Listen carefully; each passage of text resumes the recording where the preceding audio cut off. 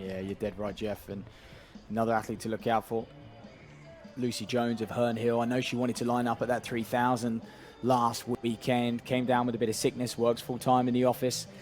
I think one of our colleagues passed on a little bit of a bug that was going around, so she was gutted to miss out on that. It was going to be a good head-to-head between her and Jess Bailey, but back here to run over 1,500, 4:25 her lifetime best. She'll go a lot quicker than that here, Jeff, because, yeah, a great 5,000 meter runner, sub 16 minutes for 5,000, great strength at the National Cross Country Championships. Jeff Joe are doing a great job down at Herne Hill. They have a fantastic women's team. I know he's excited for those relays to come in the autumn. There's Ty Brockley-Langford. Do you think she'll have seen that pacemaking and think, oh yeah, I'm going to 1,300 metres, right? She's already raced once. It would be an undertaking, wouldn't it? Yeah, that's the challenge for her. Holly Dixon, another athlete who's in fine form over the 1,500 and the 5,000 as well. 2:51. Look out for her. Lila Belshaw of Colchester, as I mentioned, superb under 20. On the inside, Scarlett Livingston, 4:21, her lifetime best. So we've got a few athletes who could break 4:20 for the first time.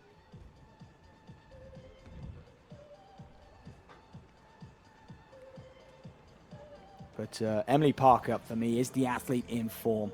Loughborough University student. Olivia Martin won the B race. Jeff, fantastic victory for her. The Princeton University student, trains alongside Mina Scatchard, who is one of our fastest 800 meter women this season with 2 flat, competing out in the NCAAs. So away they go in this women's 1,500 meter A race. Tilly Simpson is another athlete we didn't mention, previously run 4:18, so it's going to expect to be a good train here, stringing things along early for these women. And Lila Belshaw, although we haven't seen her yet over 1,500, keen to get right in behind Ty Brockley-Langford. And Holly Dixon runs in second place or third place if you include the pacer. And Isla McGowan, the tall athlete from Banbury, in third, under 20 athlete. Just having a season which is going from strength to strength. She really is in that twilight period, and we'll look ahead to that European Championships. I'm sure we'll have to qualify, though. That under 20 team is looking stronger and stronger. Every week that goes by, it seems like another under 20 athlete gets another qualification mark. There's going to be a headache for the selectors come the championships, but 49.50, bang on. We're looking for 66s at 400. Well, you'd probably have to make the favourite here, Holly Dixon. She's run 4:12, and most importantly, she's run it this year. So there are other athletes comparably quick, but their personal best go back at least a year. So the other athlete may be looking to be a class apart is Lila Belshaw, as we see 5 athletes behind the pacemaker. Just start to open a little bit of daylight, only 80 seconds into the race. Yeah, Belshaw's looking very, very strong, but perhaps you're right, setting herself up for someone like Dixon or McGowan to hunt her down over that last 700. You can see Emily Parker, the Loughborough student. She'll have a lot of support track side. She sits in about, what, 5th at the moment, 6th there. And you've got the Worcester and Bilston athlete also in that leading group. Olivia Martin at Princeton, a little further back. We're just seeing a couple races develop here. You want to be just latching on to that front pack of 6 of them, don't you? Lucy Jones going to start to work through, the 5,000 meter specialist. Very, very good on the country. But Belshaw, Jeff, is looking good and looking hungry, most importantly, to take this race on once Brockley-Langford steps aside. And the key thing will be, where does Ty Brockley-Langford step off? Is she good for further than 800 metres? Very lucky to have athletes of this calibre supporting the BMC in their pacemaking endeavours. She just goes to 800, so it's a lap and 3/4 to go. Decision time for those chasing.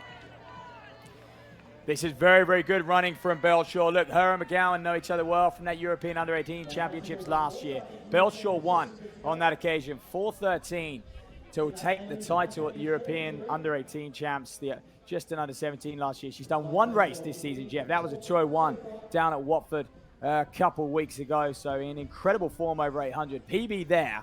So just conserving a little bit of energy this season. Perhaps one eye on that European Under-20 Championships, but he's here to be shot at now. Dixon in behind her. Parker always close as well. We saw a great last couple of laps from her in Birmingham over the 5,000. The steeplechase strength shining through on that occasion. So we've got Belshaw, Parker, Dixon, and McGowan, 4 of them at the bell. 3:04. Could we see a sub 4:10 clocking? That would be mega. We've seen some runaway victories in a couple of these 1,500 metres. This is not going to be one of them. You can see they're straining. 3 of them starting to get away, but it's a question of judgment, and the attack's now coming in down the back straight. I'll tell you what, it's Emily Parker once again. She's got 6 or 7 wins under her belt already in 2025 over various distances, whether it be the flat 3,000 indoors. She won at the Loughborough International over 3K, supreme steeplechaser, won the Birmingham Grand Prix over the 5,000. She's going to take this women's 1,500 A race. She is a woman in form. Carl Bennett has done a terrific job getting her to this level. The head of athletics at Loughborough University. So Emily Parker, ladies and gentlemen. Dixon is just going to squeeze past Belshaw, who did all the hard yards earlier on in this race. She's going to be rewarded with a lifetime best, I'm sure of that. But Parker is going to slash her lifetime best, 4:09 for her, 63. Dixon's going to be close to 4:12. Belshaw there, Lucy Jones coming through, McGowan, and the rest of them flood through, and the gaps opened up purely because of the hot pace, 4:09.63. Well, just the 8-second PB there for her. You can see, yeah, get the fluids replaced, but that is a big breakthrough. That takes her to another kind of level where invitations, agents, and things like that just start to appear over the horizon. Yeah, I think you're spot on with that comment, and the way she's running, you know, the results are showing she's just not specializing in any event. At the start of the season, she won the Bucks Outdoors over the steeplechase. You think, right, steeplechase is her favorite event, but her performances over the 5,000 and the 1,500 starting to indicate this lady can do it all, Jeff, and it's just going to be down to her, whichever event she favors most, because she's equally matched on just about all of them. I think we can also say at this point in proceedings, these are pretty perfect racing conditions now, aren't they? I mean, we don't always get the analysis until the day after the event of the PB count, but those that are going with the pace and attacking the front half of these 1,500 metres are taking rich rewards.